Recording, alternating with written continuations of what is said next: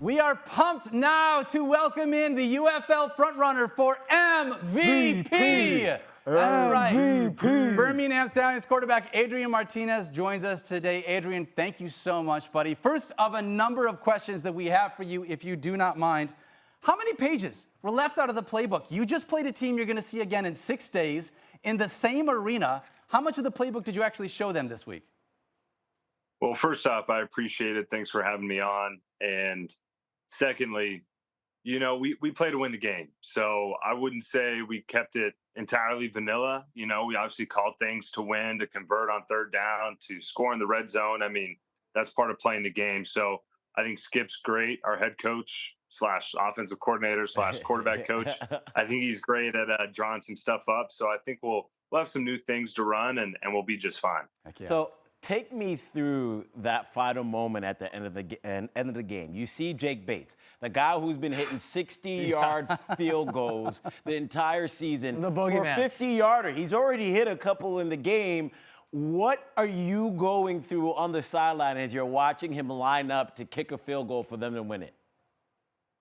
Well, it's funny. I had a kicker as a roommate in college, and there's this saying that goes basically, you don't want to root against the opposing team's kicker. It's bad karma. So I really just sat there on the sideline and I was like, hey, whatever happens, happens. I think we played probably not good enough offensively to win the game. We were able to put a really good drive together there at the end of the game to give us the lead, but our defense kept us in it all game. And, it just went our way there at the end. You'd like to control a lot of other things before getting to that point. So to be able to squeak it out with the win, I think it was great for our team and a little bit of momentum heading into the playoffs. Heck yeah, man. Jake's been crushing it as a kicker, but you've been crushing it as well, dude. I mean, listen, you're a dual-threat quarterback in the UFL. That's why you're leading the MVP conversation. I'm a fantasy guy at heart, right? We love guys like you because you're a cheat code in fantasy football. You do it with your arms. You do it with your legs. Is there one quarterback that you kind of model your game after, knowing the way that you play? That's a tough question. I grew up idolizing guys like Donovan McNabb. And then I also love guys like Tom Brady and Kurt Warner, Those guys couldn't be more different from each other, Adrian. Yeah, all different styles, right? So for me, it's you pick and choose different things from everybody's game and you go out there and just try and be yourself. And that's what I've tried to do this season and feel like it's working so far. Heck yeah. Yeah, and I've been watching you since you were in college at Nebraska and Kansas State. And, coming out of college, one of the things that you were really praised for was your ability to run. And right now, you lead the UFL in rushing as a quarterback. But another thing that makes that crazy is the fact that, bro, you've had to go through a lot of injuries through your career, whether it be high school, college, or in the pros. How have you been able to stay healthier this year than the other year? What's kind of the secret sauce in your preparation to just be on the field all the time? Yeah, well, some of those is just bad luck.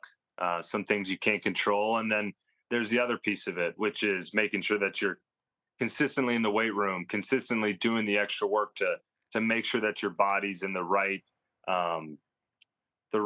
place where it needs to be. Mentally, you're where you need to be. And I feel like I've done as good a job as I ever have in being in those right places. And I give a lot of credit to our strength staff, to our medical team, and just making sure that, hey, I control everything that I can, leave it out on the field. That includes playing smart. Obviously, I've taken a couple hits throughout the year, but that's just part of playing the position. And everything else, I kind of leave it in God's hands. And what's meant to be will happen. Amen, brother. Adrian, it's time for some hard-hitting questions. I need to know who dresses Cole Schneider, and do you hype man these outfits of his? I am very much a hype man. Yes. I encourage him, actually. And, I asked him about it, and he said it comes from the heart. So I was like, all right, man, all power to you. You just continue to rock it, whatever makes you feel good, showing up on game day. And what's funny is, yeah, everyone sees the game day fits, but he dresses like that just on an everyday basis. Like, that's just his style, That's him. I give a lot of props to him because he's great for our team. Having been in a football locker room before, I don't think people realize the type of mentality, offensive line and especially defensive line, that they have. So just looking at your teammate now and thinking of some of the crazy offensive linemen in pro sports, would he out-chug Jason Kelce? And if you were to put money on it, would you? I mean, I can't go against my teammates, so I'm going to say he would outperform him. It would be a battle, and I think in terms of charisma, just natural aura, my guy Schneider, man, he's the man. So I think he could match that level that Jason Kelce brings. Adrian, you're about to start catching beef with Taylor Swift and Kylie Kelsey. No. They're coming for you. We don't want to invite that army over here. We're good. No, Adrian, I've referenced this on the show plenty of times. There's probably hundreds of spouses, girlfriends, mistresses, God only knows what, in Birmingham who think that their husbands, boyfriends, etc. are out cheating, but instead they are at Birmingham games. They're hammered, they're drunk, they're in the stands. Shirtless. I need to know what goes through your mind when you look up in the stands and there's 500 wet, smelly men just in the stands going nuts. You know, you don't see it anywhere else. Yeah, and we love our Stallion family. And I remember we were playing DC earlier in the year, and it ended up being like a 4-hour game, just 5 hours maybe, just because of rain delays, lightning, this, that, and the other.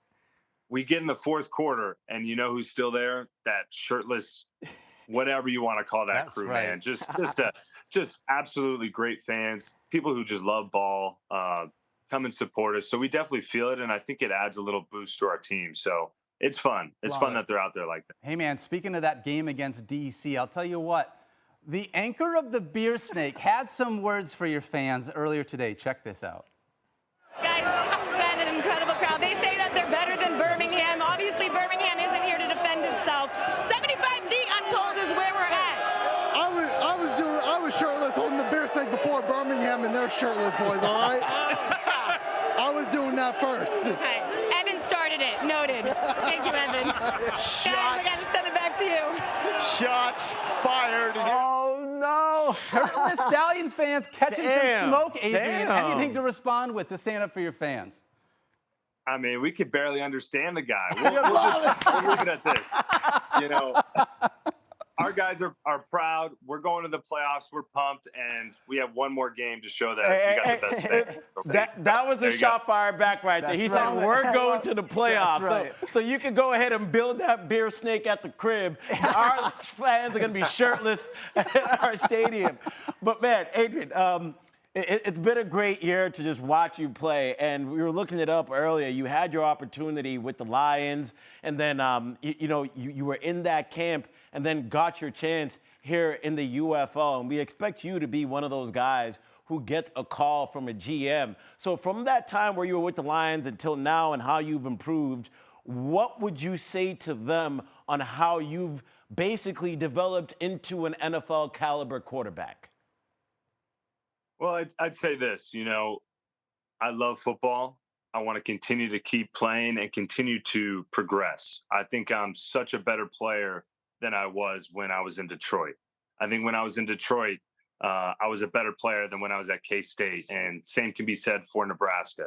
I think I'm a player that's shown that I can continue to get better, and I can develop into an even better player. I think I'm far from a finished product, but I care and love this sport so much that I'm willing to work at it. And I guarantee you that if you let me come into your building, I'll make the team better. And so quick follow-up, because this just sparked in my mind. How grateful are you for an opportunity like the UFL? Because as the NFL kind of looks to cut down the preseason and there's not that many reps to make a roster, this is a great chance for you to showcase your skill sets and develop. So, how grateful you're for this? Incredibly grateful. I don't think it can be overstated how important this league is. It's vital, vital for guys like me, where after you get cut, there's potential that your career might be over, but this gives you that second chance. This gives you that opportunity to keep the dream alive and prove that you belong in the NFL. So this league means a lot to players like myself, and I'm sure future players down the line. So it's important that we keep it alive. Hey, man, as the Lions fan of this show, I want you to know you look pretty good. Last year in the preseason, wearing number 18, we both really hope that we see you in an NFL uniform again in the fall, man. Thank you so much for joining us, and congratulations on an incredible season here in the UFL. Adrian, appreciate your time, man. Thanks, guys. Appreciate it.